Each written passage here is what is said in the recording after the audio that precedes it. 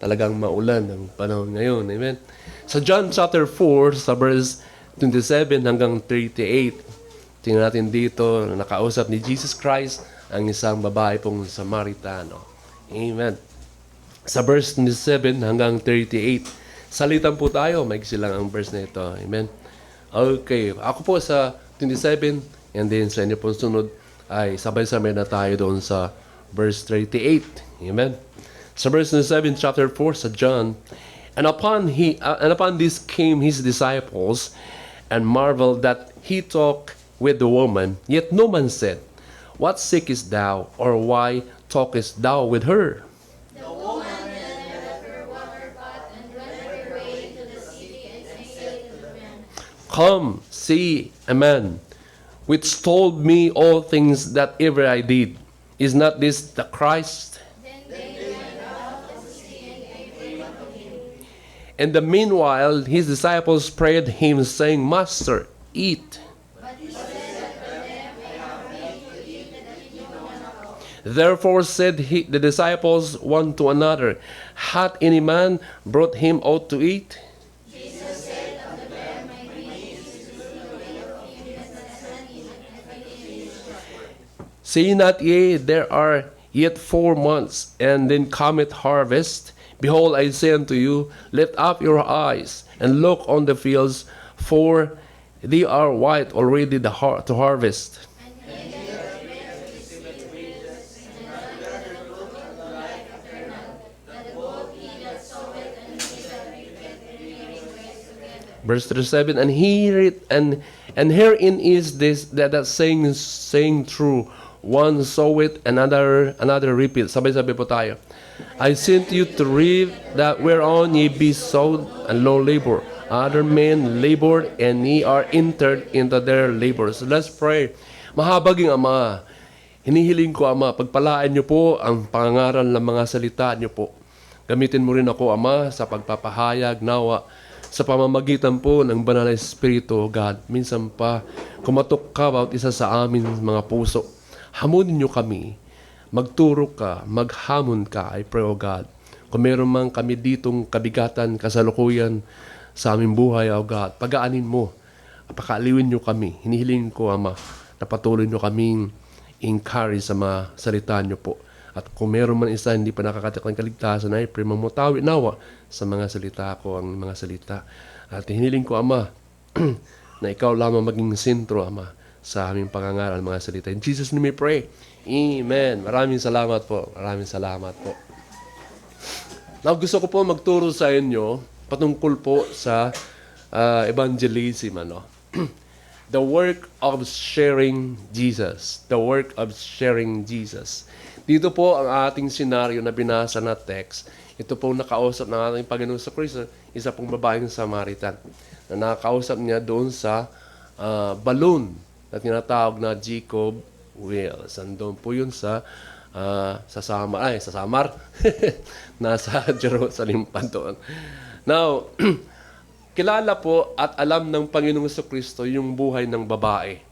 At kasalukuyan nga sa, kung mababasa natin, the whole chapter, ay marami po itong asawa na babae. Amen?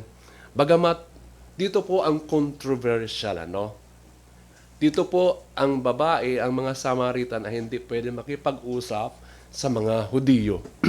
Sila po, katotohanan dito, ang mga Samaritan ay talaga yung mga nakakaalam na mga historian, ay talaga, totoo lang talaga silang mga Hudiyo, pero naisa sa puwera sila. Para bang hindi sila tunay na Pilipino o kaya Pilam. Ang tawag sa kanila. Kaya hindi pwede sila makipag-usap, halubilo sa mga Hudiyo. Kasalukuyan po, meron pang mga Samaritano ngayon na kung i-search niyo sa YouTube, mga Samaritan, at saka yung tradisyon ng pamumuhay ng mga Samaritan ay naisa sa buhay pa nila at nandun pa rin talaga sila sa Israel. YouTube na lang, mayroon pa talaga mga Samaritan hanggang ngayon na pinagpapatuloy nila. Now, the work of sharing Jesus. Sa aking introduction, magkwento ako ng illustration para makuha natin dito yung pinakabuod. Meron pa isang member na bata, na babae. ang batang babae ito, mayroong, yung uncle niya ay may sakit na nasa hospital. Now, ang pastor niya, pagkakatapos ng preaching, kinakausap niya, nilalapitan niya, na katapos ng mensahe, Pastor, pakibisita ng aking uncle nasa hospital. Ang uncle niya ay pinagpipray niya na sa sitwasyon na mayroong karamdaman na malubha sa hospital, masiran, maligtas. Ang pastor na ito ay hindi siya makatanggi sa member niyang babae na bata pa, concern sa kanya uncle.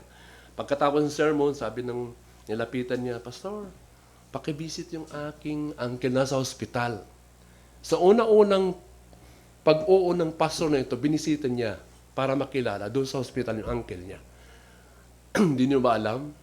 Pagpunta niya sa hospital, siyempre pag pastor ayos, ganyan at may Bible, unang encounter niya sa uncle niya doon, nagpakilala na pastor at the same time ganon. Na surprise ang pastor sa ugali ng uncle ng babae na yun. Ayoko makausap ka! Ganon. Ayoko makakita ditong mga pastor magsishare sa akin ng Biblia. Ganon ang surprise na doon. Siyempre, wala siyang magawa. Magdapaalam siya. Umalis ka na agad! Ganon ang ugali. Na-surprise ng pastor. Kinasunod na Sunday, ganon pa rin ang babae. Katapos ng sermon, Pastor, binisita po ang aking uncle. Oo. Pastor, balikan niyo po ulit ang aking uncle. Then, bilang pastor, nag-hesitate siya na bumalik. Bumalik siya. Pagbalik na doon, ganun pa rin ang ugali ng uncle ng bata. Pagpasok pa lang, siyempre, nang sumunod na pagpunta na doon, iniisip ng pastor, iba na ang ugali. Siyempre. Pero ganun pa rin. Sa madaling salita, ganun ang ginagawa ng bata. Katapos ng mensahe, pinari-remind, Pastor, pakibisita ulit ang aking uncle. Siyempre, bilang pastor, ayoko na doon. Mamaya, yung dextrose, iba to sa akin, yung mga ganon. Ganon, nagwawala ang uncle niya. Ulit-ulit, nagre-remind yung bata. Ang senaryo po ng pastor pagpupunta na doon, alam na ugali. So, wala pong nagagawang komunikasyon, pag-uusap na maganda. So, ang pagpupunta na doon, and then, ganun ang mga sitwasyon, agad siyang lumalabas. Kasi pinapalabas siya, pinapagalitan siya eh. So, paulit-ulit naman yung bata, nagre-remind sa pastor. One day, pumunta siya ulit. Hindi nyo ba na makita nyo nung pumunta siya doon, nagulat ang pastor. Pastor, pasok po kayo. Tinignan ang sitwasyon. Nagulat siya. Maupo kayo, pastor. Tatanungin pa siguro, nagmerienda na kayo, pastor? Nagulat siya. Pinaupo na siya. At wala nang ingay. Na tumutulong pa nga yung mga nurse na pumunta doon, nagwawala na eh. Nagulat siya. Halika, pastor, pasok po kayo. Mahinaho na. Nagulat ang pastor. Tumalima siya, agad na upo. And then, sige, pastor, bahagian niyo po ako ng gospel. Alam niyo ba, sa araw na yon, nung nagtanggap sa Panginoong Jesucristo at naligtas. At nang gumaling, nag-church. Anong ibig mong tukuyin? Bakit na lang ganon ang lalaki na nagbago ang pakikitungo sa pastor? Anong dahilan? Dahil sa isang bata na nagpray-pray.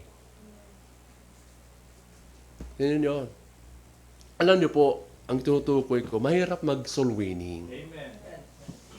Pero mahirap talaga mag-soul winning pag hindi ka nagpray sa mga tao. Mahirap talaga. It takes about 3 years bago natin madala yung mga prospect natin. Aabot pa nga yan ng 5 years, mahirap nga eh. Amen? Kahit nga tayo rito, matatagal na eh. Hindi pa nga natututo maging faithful sa church. Iaabutin ng 10 years ka pa nga maging faithful, maintindihan. Now, pinag-uusapan natin dito patungkol sa mission. We are speaking about winning people to Christ. Dahil dito po, ang ating Panginoon sa Kristo, sa verse 35, sabi nun, "Say ye not, there are yet 4 months, and then cometh harvest." Ilan bang buwan pag nagtanim ang magsasaka ng palay bago anihin? Abot siya ng 3 years. 3 months. See, dito, sabi nito, say, "There are yet 4 months, and then cometh harvest. Behold, I say unto you, lift up your eyes, and look on the fields, for they are white or ready to harvest." Hindi nyo ba alam yung nakakasalubong ninyo ng mga tao, kaibigan, mga classmate, kabarkada, may kaluluwa yan sila.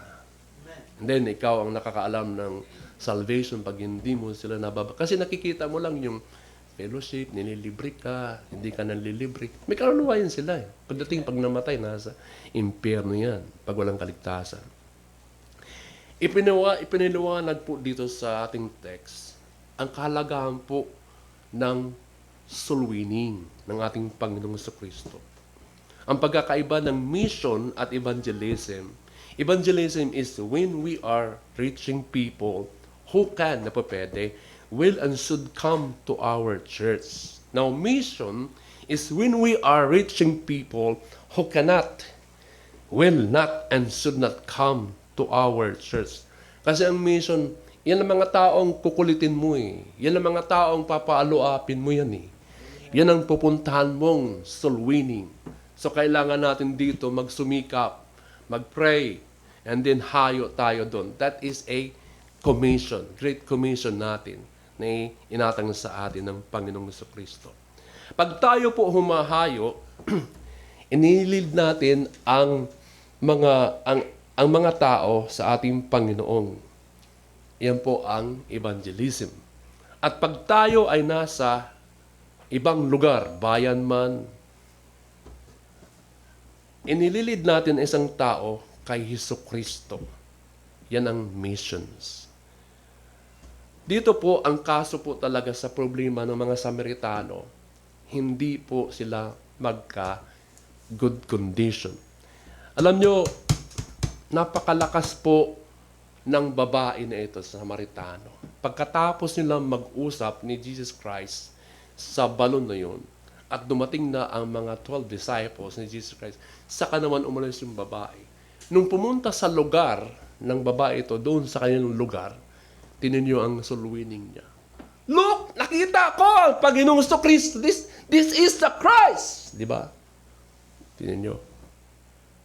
Nagpapahayag na siya ngayon. Nakita na niya yung Kristo. Maraming naniwala sa Kanya. Alam nyo, di ba nag-example na ako sa inyo eh. Kung ikaw ang nakakaalam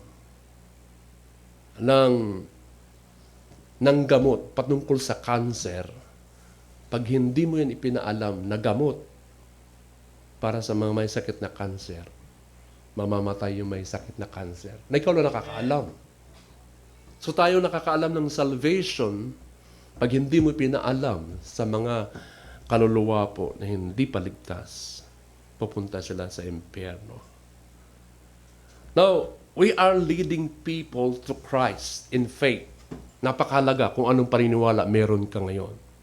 At nawa, huwag tayong mahiya mag-share ng gospel. Now, ang tanong dito, gusto ko ibahagi sa inyo, what are the benefits of sharing your faith? Ano bang pakinabang o benepisyo ng pagbabahagi ng pananampalataya natin? Alam niyo, the more intentionally seek to share your faith, the more you will understand God's will. Ganun pala yun.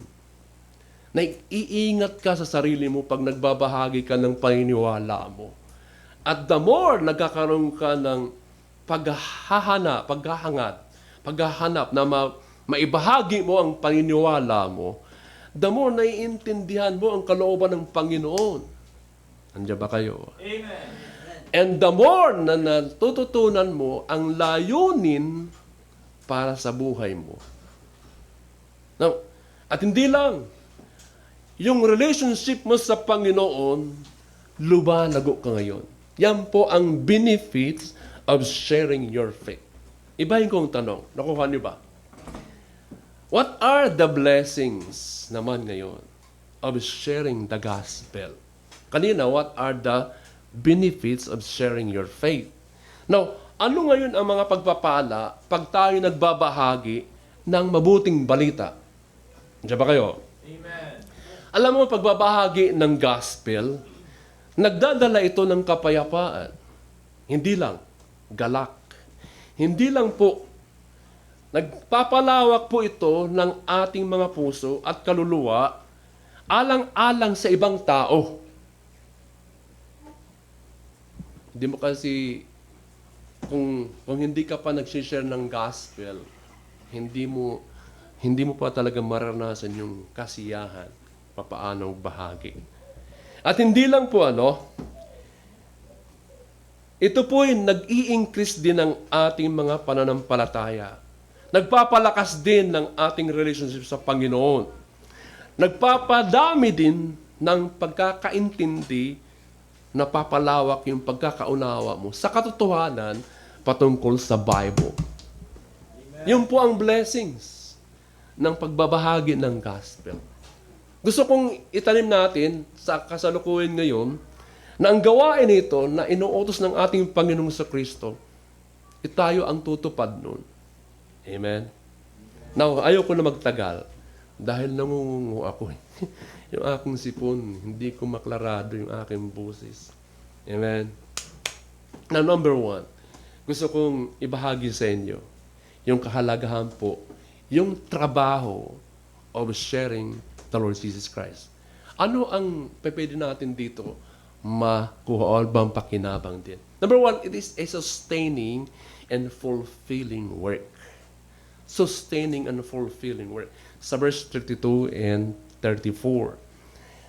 But he said unto them, I have meat to eat that ye know not of.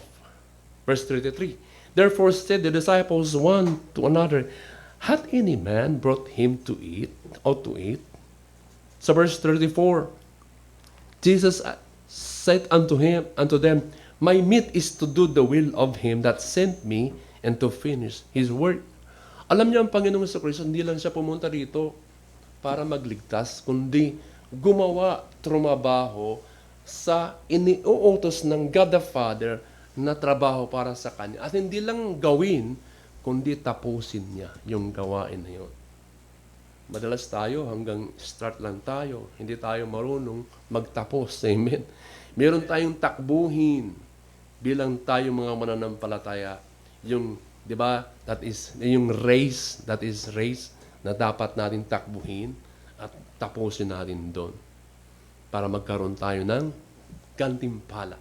Now, the work of sharing the Lord, it is a sustaining and fulfilling work. Alam niyo ba, mga minamahal, pag meron kang gawain na talagang ang kasiyahan doon, na-fulfill mo ang gawain, meron kang kagaanan. Amen. Kasiyahan doon. Na-appreciate mo yung gawain na yon. Dahil natapos mo siya eh. Hanggat ang Panginoong Hesus di pa natatapos ang kanyang pagkabuhay noon at ang pagdating ng Banal na Espiritu sa Pentecost na yon doon. Ang mga disipulo po halos sa panahon nila kumakamot at nagtataka patungkol sa ating Panginoon na sa mga sinasabi pa nung hindi pa siya namamatay at nabubuhay na muli. Ano ba mga sinasabi ng Panginoon, ng ating Panginoon nito? Na yung sinasabi nito, may pagkain siya na yung pagkain na ay gumawa ng kalooban ng Panginoon.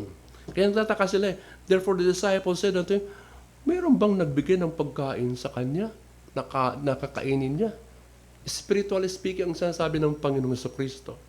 Habang binibigyan nila na yung mga disciples ng pagkain ng Panginoong Kristo, so sabi ng mga disciples, sabi ng Panginoon sa mga disciples, meron akong pagkain na di nyo alam.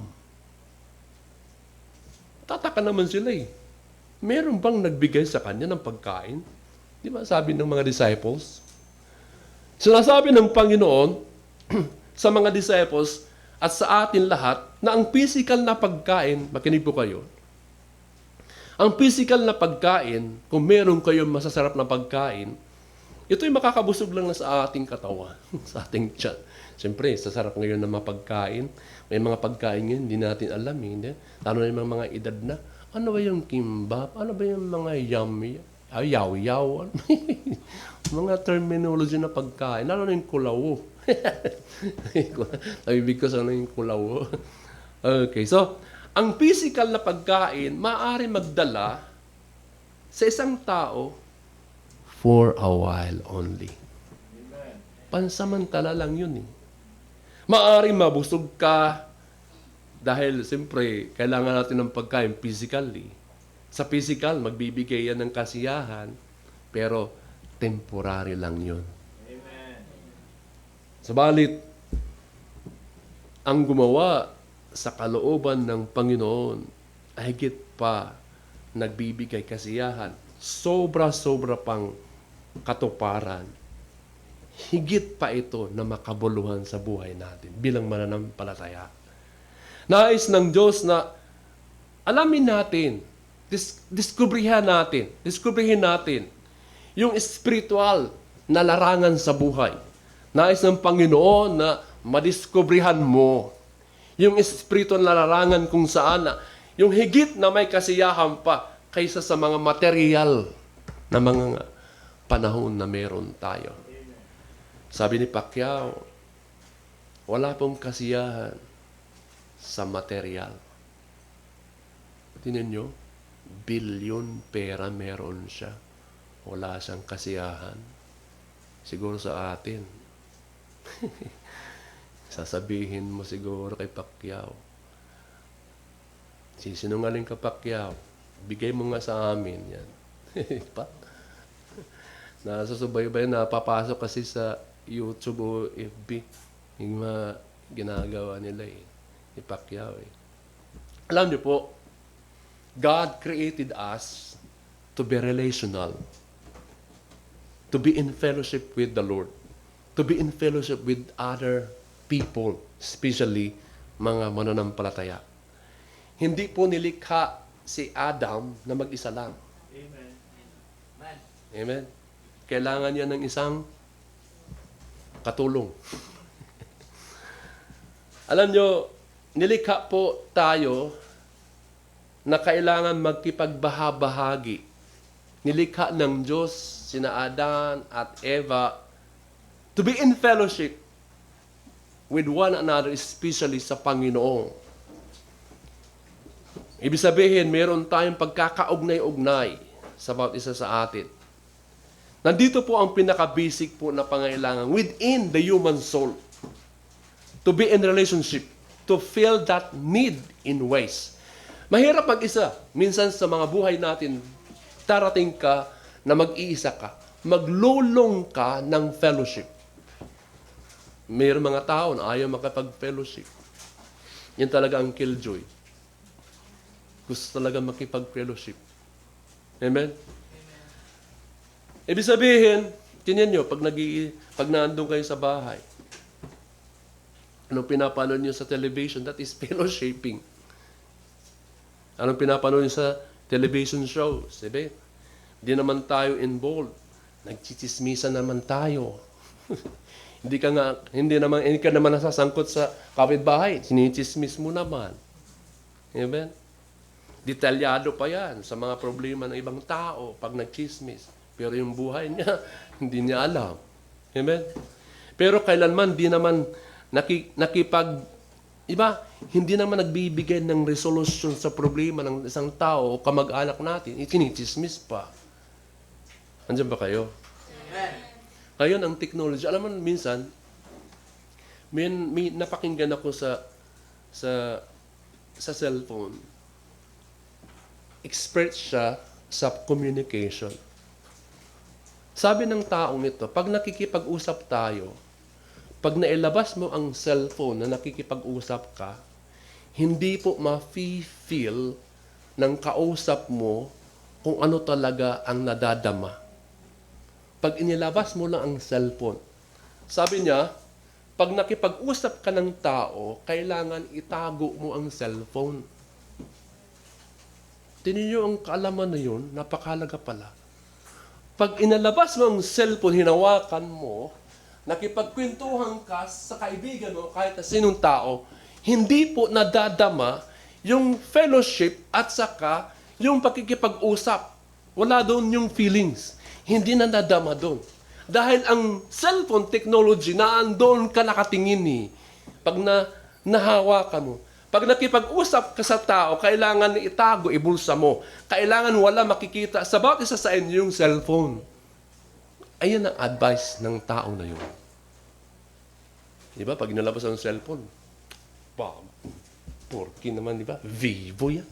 iPhone yan.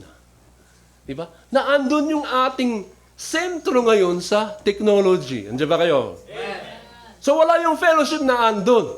Kaya ngayon, lalo sa Panginoon, pag sa church, di maiwasan yung special number lang yun. Nawawala na yung worship na content. Amen? Di ba? Kaya, isit aside muna natin yung mga nakakaabala. Yung mga, alam niyo na, amen? Alam niyo, nilikha tayo ng Diyos bilang kumatawan sa Kanya. Pakatandaan niyo po, nilikha tayo ng Diyos bilang kumatawan sa Kanya. Ang tawag doon ay ambassador tayo. Ano ba ang ambassador? Pag pinadala ka ng presidente papuntang ibang bansa, ambassador ka. Ipinapakilala mo ang bansa natin, ikaw ang kumakatawan doon sa ibang bansa na yan. Amen? Ambassador din tayo ngayon. Ipinapakilala natin mismo ang lugar ng langit, kung ano ang gawain doon, kung anong hitsura doon, at ano ang buhay na mayroon doon. Ambassador ka if you are saved now. Now, tayo po ang kanyang ahente. Tama ba? Agents tayo sa ibang tao na makakilala sila sa pamamagitan mo. Ito ngayon ang ating dalahin ngayon. Ingatan mo ang iyong pagka-Kristiyano dahil nagdadala tayo ng isang Diyos. Kumakatawan tayo sa Kanya. Ang mga disciples na hindi pwede makipag-usap sa Samaritan woman, talaga mayroon silang controversy na pagkipag-halubilo doon. Bawal yan sa kanila sa mga Samaritano. Pero si Jesus sinadya na napuntahan at makipag-usap sa babae na yon. He confront her sa katotohanan ng kanyang buhay. Tingnan niyo ang Panginoon, hindi siya nag-alinlangan na ibulgar ang kanyang buhay. Wala na daw siyang asawa. Oo, meron ka pang nipimalis sa asawa, yung kapatid ng gano'n. Naging pito? Pito ba yun? Mas matindi pala yung babae na yun. Amen? He confronted her the truth that He is the light. He shared the gospel. Kaya gano'n na lamang tuwa ng babae na yun at nagbahagi sa kanyang mga kababayan. Alam niyo, maganda ang... Alam niyo, nagsishare kami ng aking pinsan. Nung nag-resurrect ang Panginoong Jesucristo, sinong unang nagbalita ng good news? Babae din eh. Sino yun? Si Magdalena eh. Babae din. Pinunta niya si Peter.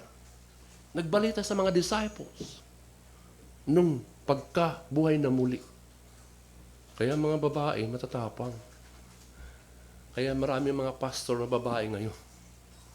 Maduduwag ang mga lalaki ngayon. Diba? Amin kayo mga lalaki. Ang babae sa New Testament, ang unang nag-share ng good news. Amen na, mahal. We are created to participate in eternity to be His messengers. Kung ikaw ay na-born again, ikaw ngayon ay mensahero. If we spend our days pursuing things only that can satisfy your physical needs and never satisfy the longing of our eternal nature in Christ, dry kang Kristiyano. Tuyo ka. Amen? Mamamatay tayo spiritually and internally pag hindi ka talaga sumakatuparan sa buhay mo bilang isang mensahero ng Panginoon. Nandito ka lang, para bang floating ka lang sa mundong ito. Wala kang ginagampanan sa gawain ng Panginoon. Dry ka eh. Ang simbahan, pag hindi talaga isinabuhay ang anumang itinuturo dito natin, walang kabuluhan ang mga buhay natin. Amen. Ang simbahan na ito ay patay. Diyan ba kayo? Amen. Ngayon, makinig po kayo. Kung ikaw hindi pa nakapag-akay ng tao o kaluluwa sa ating Panginoong Jesucristo at wala kang kasiyahang magbahagi ng iyong pananampalataya sa iba upang makilala nila si Jesucristo na mismo ang isang pinakamahalagang bagay sa pagkatao mo, ikaw nilalang. Naku, ano bang ibig sabihin? Ulitin ko, kung ikaw ngayon, kailanman hindi pa nakapag-akay ng isang kaluluwa sa harapan ng Panginoon at wala kang kasiyahan din upang mag-share ng iyong pananampalataya sa ibang tao upang ipakilala natin sila, si Jesucristo, na mismo ang isang pinakamahalagang bagay sa buhay mo na ikaw ay nilalang dito sa mundo. Matindi yun. Ibig sabihin, nandito ka lang, floating. Walang ibang ginawa kundi mga material na physical na nakikita natin at wala kang spiritual na pamumuhay dito. Especially pag hindi ka nagbahagi ng gospel sa ibang tao. Hindi mo nakuha yung pinakamahalagang bagay na ikaw minsang nilalang ng Diyos. Ikaw ano? Walang dating sa buhay dito sa mundo. Alam niyo, napakalaga po tayo nilalang bilang tayo ay naligtas. Kaya napakalaga ang pag-share. It is a sustaining and fulfilling work if you share the Word of God. If you share the Lord Jesus Christ. Diyan ba kayo? Number two. Amen? Number 2. Now, the work of sharing the Lord Jesus Christ, number 2 is, it is an urgent work. It is an urgent work. Sa verse 35 sa ating text. Say not, yea, there are yet 4 months, and then cometh harvest. There are yet 4 months, and then cometh harvest. Behold, I say unto you, lift up your eyes, and look on the fields, for they are white already to harvest. Ito mga minamahal. Dinirekta niya ating Panginoon Jesucristo ang attention po sa mga disciples sa field. Yung mga kaluluwa po sa field. Ang ating field, dito po sa mga subdivision nandito. Ito yung ating dapat anihin. Binigyan diin niya yung urgency sa pagbabahagi ng mabuting balita. Alam niyo, napakahalaga ang gawain na ito. Dahil yung mga tao na anihin, mga hinog na sila eh. Hindi na ba napapansin? Marami pong mga taong namamatay na walang kaluluwa. Walang kaligtasan sa kanilang buhay. Kaninang madaling araw, libo-libong tao hindi na nagising. Hindi ko alam kung sila'y ligtas. Biyaya ng Panginoon, tayo'y nabuhay pa kaninang madaling araw. Kapatid, isa sa mga dahilan, hindi natin makita na ang mga tao na sila'y ligtas. Dapat tayo ay mayroong initiative na tayo nagbabahagi ng gospel. Ang church po, pag walang soul winning, patay. Inuulit ko sa inyo, ang church po, pag walang soul winning, Mas maganda na lang na umuwi na lang tayo sa heaven. Kaysa na andito lang tayo, nagkakainan espiritual, tayo lang nakikinabang dito. Di ba ugali natin dito sa Pilipinas? Hospitality. Pag may nagkakainan kahit saan-saan, di ba? Pag may dumaan lang na tao, kain po kayo. Sige, salamat. Busog pa ako eh. Gutom yun. Alam nyo, ang mga Amerikano, siyempre, nagpastor ako ng Amerikano, worker ako sa Samar, ang sasarap pag bumili ang mga Amerikano. Na yung pastor ko nga, talagang pag umorder nung nakita kami dyan sa Maynila, sa Malate, si Sir Angel, isang sumagot. Sabi ng pastor, order na po kayo. Ayoko mag-English, baka maibay. Sabi ba naman niya, yung order sa McDo, yung malalaki, yung hagdan-hagdan daw, oh, may edad na yun, ha? Yung umorder ganun, alam ko kumain. Ganun sila eh. Pero pag sila ang kumain na pamilya, hindi yan mag-iimbita. Maglaway ka na. Yan ang kanilang ugali sa mga Amerika.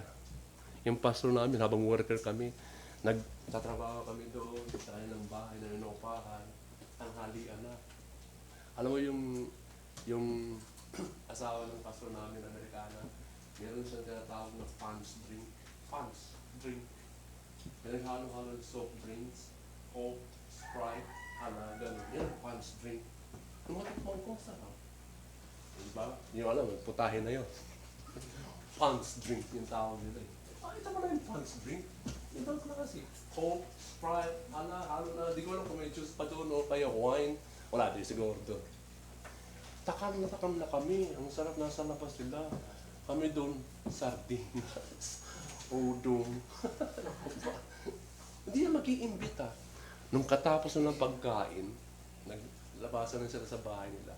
And then, natira doon yung mga anak. Nandun yung, Christy, wala na yung mga gulang mo. Marunong, nakakaintindi ng wariwaran. Pero pag nag-English, ihilig ko pa yung kanya ako eh. Kasi nai-Islam sila eh. Alam ko, hindi ko maintindihan na yung Islam. Eh, didiin ko pa talaga tingin ako eh. Bisaya. Sindi. Sindi. Christy. Wala na yung mga, yung tatay mo, wala na. Ano? Wala na. They are gone.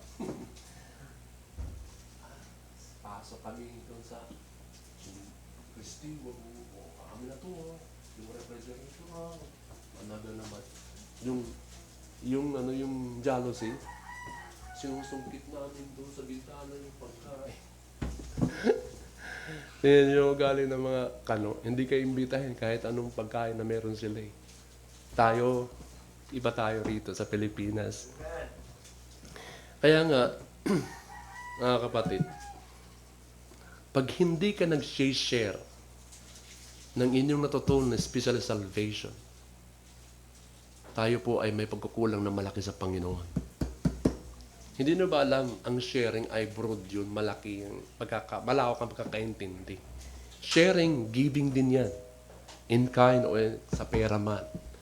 Pag nag-share ka, it is a way of to appreciate God kung anong meron ka. Gratefulness pa rin nandun yun.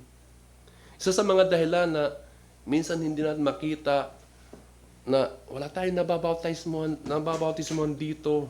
Literally, hindi natin nakikita ang gawain na talagang hindi lang sumasabog ang ating gawain dito. Na marami nagpo-forward para sa panawagan ng Panginoon sa ministry, nagampanin nila. Ako pa, sorry, panawagan, gano'n. Kahit man lang mag-forward dito, a profession of faith, na ako'y ligtas, na born again ako, magbaptism. Yung gano'n na, gano'n. Meron tayong mag-forward for baptism, salamat sa mga, meron mga visit, di ba ang ganda nun?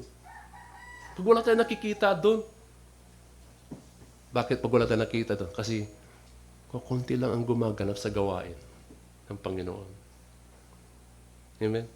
Ang problema kasi, hindi tayo tumitingin in the field. Sabi ng Panginoon, lift up your eyes and look on the fields, for they are white already to harvest. Mga hinog na sila. That is an urgency na panawagan ng Panginoon. Panawagan na mismo ng ating Panginoon na lahat ng mga churches na dapat humayo na at anihin ang mga kaluluwa na yan. Alam nyo, nadadamo pa ba ang kasiyahan kung paano magsulwi ng kaluluwa? Di ba? Alam nyo, basahin nga natin dito yung Psalm 129. Andiyan ba kayo? Matatapos na ako. Amen. Sa Psalm 129, if I'm not mistaken, ito ba talaga? Psalm 129. Kahit dito sa monitor, pwede pakita. Sabi doon, sa Psalm 126. Yes, tama. Psalm 126, sa verse 5 and 6. Nandiyan na? They that sow in tears shall reap in what? Alam nyo, pag tayo pala'y nagtatanim, na mayroong talagang katsigaan, inululuhod mo sa Panginoon na makakilala yung ating mga kamag-anak, ating mga kaibigan, nag-aani tayo ng kasiyahan pala. Naandyan pa ba sa buhay natin bilang isang mananampalataya na ang pag-share ng gospel merong pang kahalagahan at kasiyahan? Amen. He that goeth forth, verse 6, and weepeth, bearing precious seed, shall doubtless come again with rejoicing. Saan ka natutuwa ngayon? Hindi pa tayo natutuwa na pag mayroong isang kaluluwa nabahagian at nag-forward, nabuhay naging dakila sa Panginoon. Hindi nyo ba alam sa Bible, pag mayroong isang tao nag-repent, buong heaven, syudad ng heaven, yung mga anghel, nagkakasiyahan sila doon. Diyan ba kayo? Amen. Tulungan nyo ako. Amen? Oh, madama natin ang urgency sa boses ng Panginoon na yan. Na tayo nagkiklaim to be His follower. Ikaw nagkiklaim, nag-aangkin na ikaw Kristiyano, Baptist pa naman. Na tayo talaga mismo sumusunod sa Diyos, pero hindi naman tayo nagsusulwining, nagsishare ng gospel. Amen. Siya gumawa ng kamanghang-mangha sa mga buhay natin. Siya gumawa sa mga buhay natin ng kamanghang-mangha na miracle, na ikaw na bago na sa buhay na ito, nakakilala sa Panginoon. Hindi ka naman noon marunong magsimbay. Hindi ka naman marunong magsuot ng damit na maayos. Hindi ka naman marunong magdala ng Bible. Sa umpisa noon, nung ako'y bagong Kristiyano, ipinapasok ko ang Bible ko sa plastic bag para maitago ko lang. Nahiya ako pag lumalakad na ako, andyan ang mga barkada ko. Ba kayo nagpapasalamat sa Panginoon na iba na yung buhay ninyo? Kanya-kanya tayo mga patutuo dito eh. Kung hindi ako nakakilala sa Panginoon, sasabi ko nga sa inyo, malamang ganun na ako eh. Pasalamat ako. Naligtas ako, may nagbahagi sa akin na isang pastor sa probinsya. At nagpapasalamat ako. Naligtas ako, ginagamit pa ako ng Panginoon. Amen. Someday, kukunin niya ako, pumunta ang heaven pa. Ito kayo nagpapasalamat, ganun.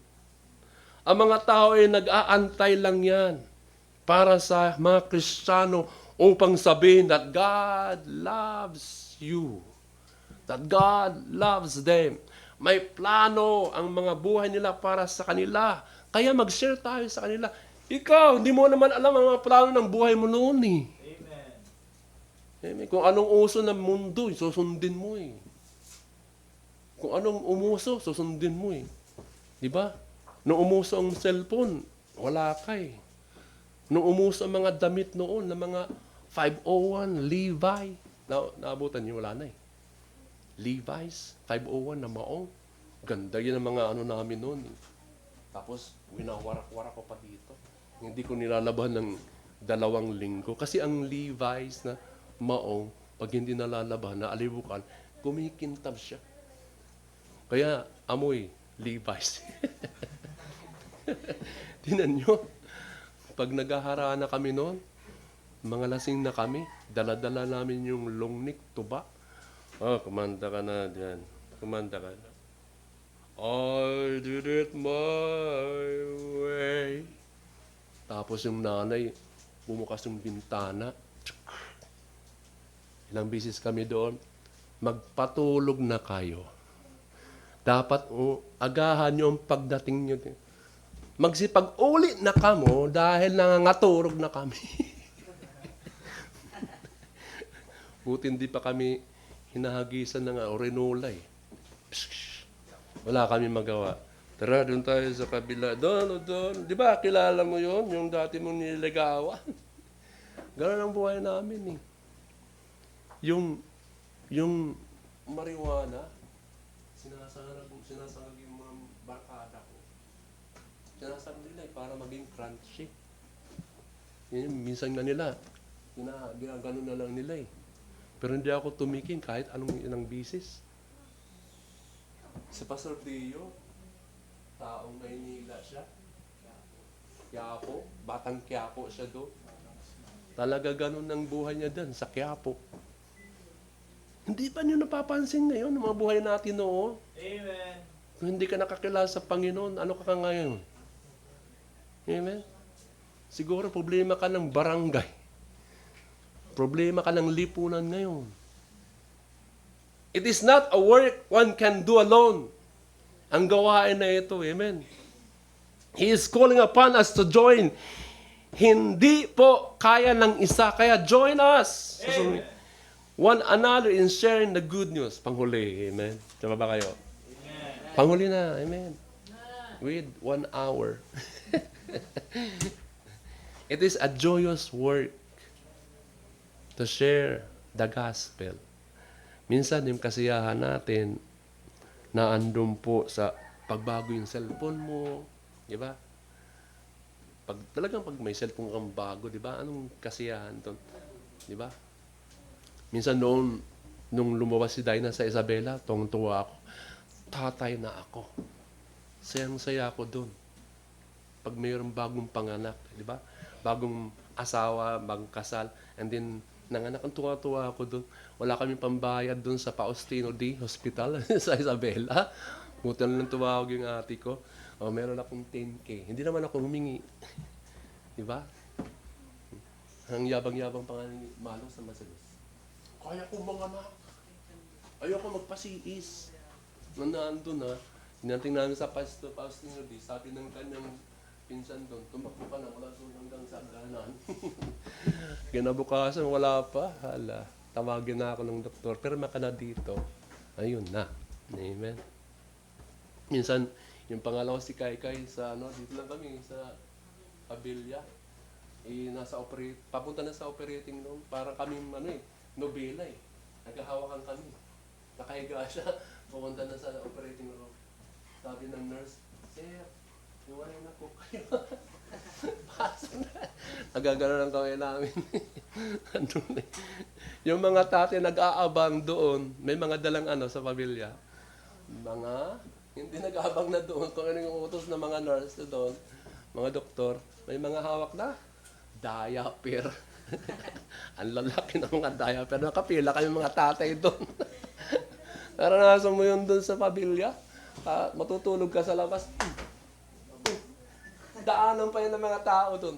Bibili kami ng karton, tagsa 10 piso. Eksakto lang doon, gaganong ka. Bira doon. Tapos ang susungit pa ng mga nag-ano doon. Mga nurse. Pero binago na nila ngayon. Yun nyo. Katuwaan ng mga magulang pag mayroon sila na tawag na tatay. Amen? Alam niyo po, joy is not a suggestion in the Bible. It is a command. Marami pong mga verses na sinasabi at utos ng Panginoon, be glad or rejoice in the Lord. That is a command. Paulit-ulit po ang kasiyahan na ito na ipinaparating sa mga mananampalataya na huwag magmalungkot pag ikaw naglilingkod sa Panginoon. Rejoice evermore. Amen. I say unto you, rejoice. Amen. The Bible commands it, and it is not a suggestion.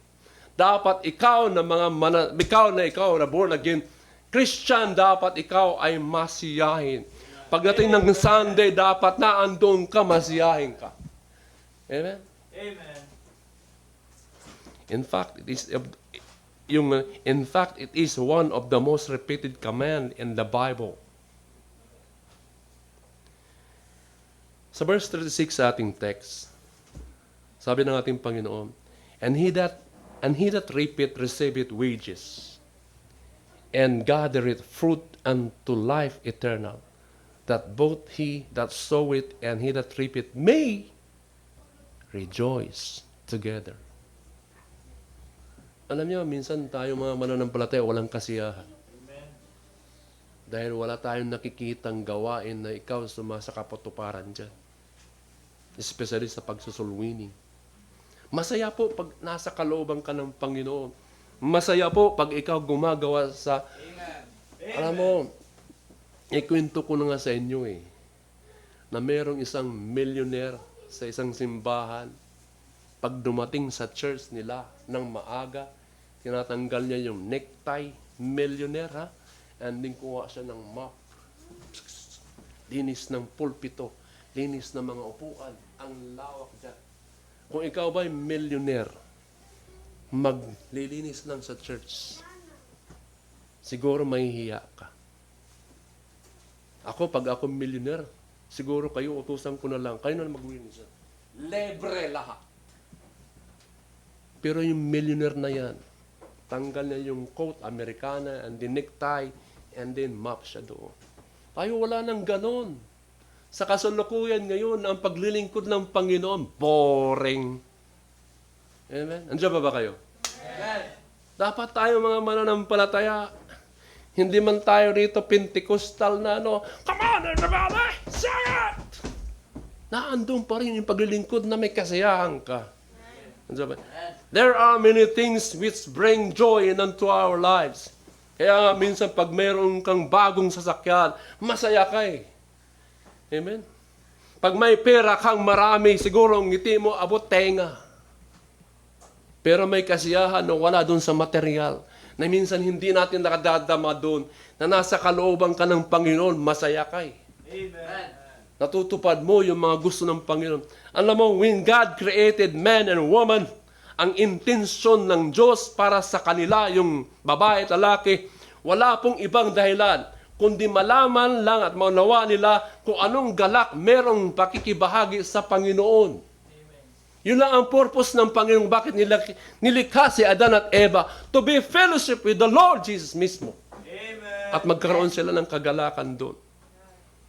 Pero, nakakalungkot, nung magkasala ang tao, nabura na yung galak.